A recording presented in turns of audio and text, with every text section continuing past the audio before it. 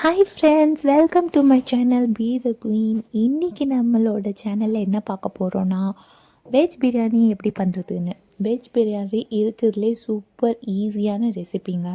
So கொஞ்சம் பசங்க வீட்டில் இருக்கும் போது அவங்களுக்கு கொஞ்சம் கொஞ்சம் வேலை வாங்கிக்கோங்க, அவங்களுக்கும் டைம் போர் ஆகும் போகும். நான் வந்து பட்டாணி என் பொண்ணை உரிக்க சொல்லிவிட்டு நான் சமையலை ஸ்டார்ட் பண்ணிடலான்னு சொல்லிட்டு ஆரம்பித்தேன். ஒரு குக்கரில் ஆயில் வந்து போட்டுக்கோங்க. போட்டுட்டு ஹோல் ஸ்பைசஸ் போட்டுக்கிட்டு நான் வந்து ரொம்ப இப்படி போடுங்க அப்படி போடுங்கன்ற ஒரு அளவோடலாம் ரொம்ப சொல்ல போகிறது இல்லை. உங்களோட கைவண்ணம் தான் சமையல். உங்களுக்கு என்ன தோணுதோ அதை லவ்வும் கேர் அஃபெக்ஷனோடு பண்ணுங்கள். வாய்க்கு சூப்பராக இருக்கும். உங்கள் ஹஸ்பண்டுக்கும் கிட்ஸுக்கும் அதுதான் முக்கியம், அதுதான் உங்களுக்கு வேணும். ஸோ அளவு இப்படி குறையும் அப்படி குறையும் அதெல்லாம் அதுவும் ஒரு சைடில் இருந்தாலும் அதுதான் மெயின்னு கிடையாது. ஓகேயா? ஸோ குக்கரில் வந்து ஆயில் போட்டுட்டு ஹோல் ஸ்பைசஸ் போட்டுக்கோங்க. வெங்காயம் சாப் பண்ணி போட்டுட்டு அதில் இஞ்சி பூண்டு பேஸ்ட்டு போட்டு நல்லா வதக்குங்க. வதக்கிட்டு தக்காளியை போட்டு வதக்குங்க. அதுக்கப்புறம் மசாலா ஆட் பண்ணுங்கள், சில்லி பவுடர். ஸோ ஆட் பண்ணிவிட்டு இந்த கப் என்னென்னா, நான் ரொம்ப நாளாக இந்த காஃபி கப் வாங்கணும்னே நினச்சிக்கிட்டு இருந்தேன். திடீர்னு என்னோடய வீட்டுக்கு வந்து ஒரு ஆர்டர் வருது. என் ஹஸ்பண்ட் கிட்ட கேட்டால் இந்த காஃபி கப் வாங்கினேன். நான் மனசில் எந்த டிசைன் வாங்கணும்னு நினச்சேனோ அதே டிசைனு ஆர்டர் போட்டு வந்திருக்கு. நான் அவர்கிட்ட கேட்குறேன், இப்போல்லாம் நான் மனசில் நினைக்கிறதெல்லாம் அவங்களுக்கு கேட்க ஆரம்பிச்சிச்சு போல் அப்படின்னு சொல்லிட்டு. அதுதாங்க, எந்த இடத்துல உண்மையான லவ் இருக்கோ அது கன்ஃபார்மாக நம்ம அவங்கக்கிட்ட கேட்கலனாலும் நம்மளுக்கான தேவையை அவங்களுக்கு வந்து தருவாங்க நம்மளுக்கு. ஸோ அந்த லவ் வந்து பணம் வேலை எல்லாத்தையோட அந்த லவ் தாங்க முக்கியம். ஸோ ஃபேமிலிக்காக உங்களோட லவ்வை ஃபுல் அண்ட் ஃபுல் போடுங்க.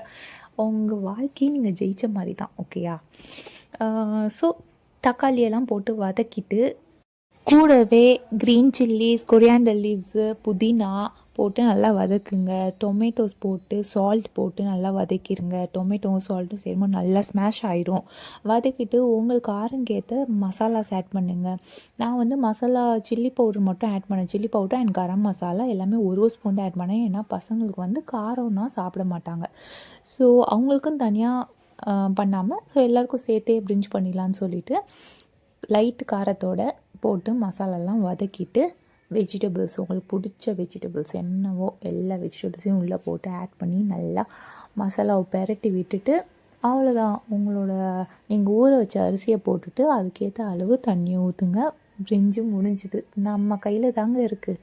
இப்படி தான் பண்ணணும் அப்படி தான் பண்ணணுன்றது எதுவுமே கிடையாது சமையலில். நான் கூட எங்கள் அம்மா எங்கள் அம்மாவும் சொல்லித்தரல, எங்கள் மாமியார் சைடும் சொல்லித்தரல. நான் வந்து ஒரு சிலது யூடியூப்பில் பார்த்தேன். அதை எங்கள் ஹஸ்பண்டுக்கும் என்னோடய குழந்தைங்களுக்கும் ஏற்ற மாதிரி ஆர்டர் பண்ணுவேன். ஸோ நம்ம கைவண்ணம் நம்ம ஃபேமிலிக்கு என்ன வேணும் நம்மளுக்கு தானே தெரியும். இல்லைன்னா ஹோம் மேக்கராக இருந்து என்ன அதுக்கான பெருமை நம்மக்கிட்ட என்ன, அதுதான் நம்மளோட பெருமை. ஸோ உங்களோட ஃபுல் கைவண்ணத்தை நீங்கள் சமையலில் காட்டுங்க. யார் எது சொன்னாலும் ஃபஸ்ட்டு டவுன் ஆகாதீங்க. உங்கள் ஸ்டாண்டில் நீங்கள் நில்லுங்க. உங்களுக்காக நீங்கள் பேசலைன்னா வேறு யார் பேசுவா சொல்லுங்கள்? வின்டர் டைம் அடிக்கடிக்க பசங்க வந்து தண்ணி குடிக்க மாட்டாங்க. ஸோ இந்த மாதிரி ஸ்ட்ரா பாட்டில் வாங்கி தந்துட்டேன். இந்த பாட்டிலை யூஸ் பண்ணுறதுக்காகவே என் பொண்ணு அடிக்கடிக்கு தண்ணி கேட்டுக்கிட்டே இருப்பாள். பொண்ணு மட்டும் இல்லை, பையனுக்கும் ஒரு குட்டி பாட்டில் வாங்கி தந்தேன். ஸோ இதனாலே அவங்க நல்லா தண்ணி குடிக்கிறாங்க. இப்போ வர இந்த ஜென்ரேஷன் ஏதோ புதுசாக ட்ரெண்ட் ஆரம்பிச்சிட்டாங்க.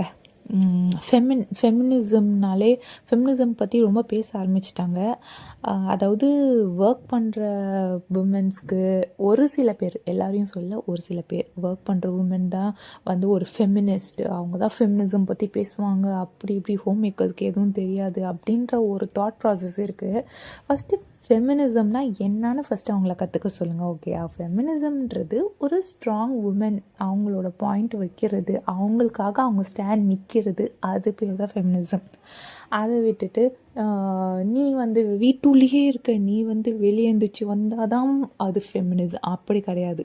ஒருத்தவங்களோட ஃபேமிலிக்கு ஏற்ற மாதிரி சுச்சுவேஷன் மாறும். அதுக்கேற்ற மாதிரி நம்மளோட வேர்ல்டை உருவாக்குறது பேர் தான் ஒரு நல்ல பாண்ட். அதுதான் வந்து கடைசி வரைக்கும் நிலைக்கும். ஸோ இன்னொருத்தவங்களோட கம்பேர் பண்ணாமல், யாரையும் உங்களை கம்பேர் பண்ணவும் விடாமல் உங்களோட லைஃப்பை நீங்கள் போல்டாக ஸ்ட்ராங்காக நில்லுங்க. உங்கள் ஹஸ்பண்டுக்கு, உங்கள் கிட்ஸுக்கு என்ன தேவையோ, என்ன பிடிக்குமோ அதை பண்ணுங்கள். அதை பண்ணாலே உங்களோட மனசாட்சி வந்து பீஸ்ஃபுல்லாக இருக்கும். ஸோ யார் என்ன சொன்னாலும் ஸ்ட்ரெஸ் ஆகாமல் உங்களுக்கு இருக்கிறது ஒரு லைஃப். உங்கள் லைஃப்பை நீங்கள் வாழுங்க. அடுத்தவன் என்ன பண்ணுறான், அதுக்காக நான் என்ன மாற்றிக்கணும் அப்படின்ற ஒரு ஸ்ட்ரெஸ்ஃபுல்லான லைஃப்பில் போனீங்கன்னா உங்கள் லைஃப்பை நீங்கள் தொலைச்ச மாதிரி. ஸோ ஒரு லைஃப் அதை நல்லா ஜாலியாக என்ஜாய் பண்ணுங்கள். ஏன் ஒர்க் பண்ணால் தான் நிம்மதியாக இருக்க முடியுமா என்ன? ஏன் எத்தனை பேர் ஒர்க் பண்ணுறவங்க கிட்ட போய் நீங்கள் ஃபுல்லி சாட்டிஸ்ஃபைடாக 100% சாட்டிஸ்ஃபைடாக நீங்கள் நிம்மதியாக இருக்கீங்களா வாழ்க்கையில் கேளுங்க. என் ஃப்ரெண்ட்ஸ் எல்லாமே ஒர்க் பண்ணுறாங்க. ஆனால் அவங்க, நான் ஹோம் மேக்கராக இருக்குது எனக்கு ரொம்ப பிடிக்கும், ஆனால் வேறு வழி இல்லாமல் நான் போகிறேன். அப்படிப்பட்ட பெண்களில் நம்ம எதுவும் சொல்ல முடியாது. பிகாஸ் அது அவங்களோட ஃபேமிலி சுச்சுவேஷன். ஆனால் ஹஸ்பண்டுக்கு நீங்கள் ஹோம் மேக்கராக கூடயே இருக்குது பிடிக்கும், உங்களுக்கும் அதான் பிடிக்கும். பட் சுற்றி இருக்கவங்களோட பேச்சுக்காக நீங்கள் ஒர்க் பண்ணணும் அப்படின்ற ஒரு டெசிஷன் எடுத்திங்கன்னா அதை தான் நான் தப்புன்னு சொல்கிறேன். ஓகே, அது தேவையில்லாத பிரச்சனை வந்து ஃபேமிலிக்குள்ளே வரும். ஸோ நம்ம வந்து வெஜிடபிள் பிரிஞ்சி வந்து செஞ்சு முடிச்சிட்டோம். ஸோ விசில் போனமே செக் பண்ணி பார்த்தா செம்ம டேஸ்ட்டாக வந்தது. என்னோடய பொண்ணு வந்து டின்னருக்குமே அதுதான் வேணும் அப்படின்னு சொல்லிட்டா. அவ்வளோ டேஸ்ட்டாக இருந்தது. காரம் எல்லாமே கம்மியாக போட்டனால ஸோ பசங்களுக்கும் வந்து ரொம்ப பிடிச்சிருந்தது. இந்த மாதிரி செஞ்சு பாருங்கள். நிறையா வெஜிடபிள்ஸ் போட்டு பண்ணுங்கள். ரொம்ப ஹெல்த்தியான லஞ்சு. இது மிஞ்சி போனால் ஒரு 20 மினிட்ஸில் செஞ்சு முடிச்சிடலாம். இது வந்து ரெசிபி வந்து இவ்வளோ பெருசாக நான் சொல்லணுன்ற அவசியமே இல்லை வீடியோவில். நீங்கள் கெஸ் பண்ணிங்கனாலே அளவு எல்லாமே தெரியும். உங்கள் ஃபேமிலிக்கு ஏற்ற மாதிரி நீங்கள் எப்படி உங்கள் ஃபேமிலிக்கு பிடிக்கும் அதுக்கான டேஸ்ட்டை நீங்கள் போட்டு உங்கள் ரெசிபியை க்ரியேட் பண்ணுங்கள். சூப்பராக வரும் சமையல். ஸோ மீதி இருக்க பட்டாணியாக பசங்களோடு சேர்ந்து உரித்து முடித்தாச்சு. அதில் வேறு அந்த பட்டாணியில் குட்டி குட்டி புழு வந்துச்சுன்னா நம்ம சின்ன வயசில் நான் தொடவே மாட்டேன், தூக்கி போட்டு ஓட்டிடுவேன். என் பையன் அசால்ட்டாக காட்டுறான், இங்கே பாருமா புழு இருக்குது அப்படின்னு சொல்லிட்டு.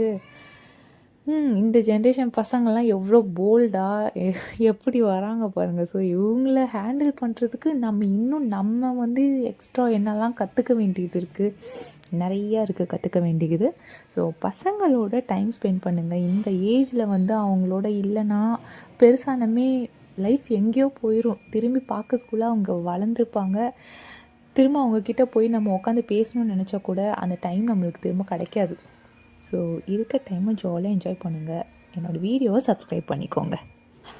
மறக்காமல் நோட்டிஃபிகேஷன் ஐக்கானை கிளிக் பண்ணிக்கோங்க. அப்போ தான் நான் போடுற வீடியோஸ் எல்லாமே உங்களுக்கு நோட்டிஃபை ஆகும். ஸோ நீங்களும் தவறாமல் அதை பார்க்கலாம். உங்களுக்கு எதாவது கமெண்ட்ஸில் சொல்லினாலும் கமெண்ட்ஸ் பண்ணுங்கள். நான் வந்து தராமல் ரிப்ளை பண்ணுவேன். So bye friends.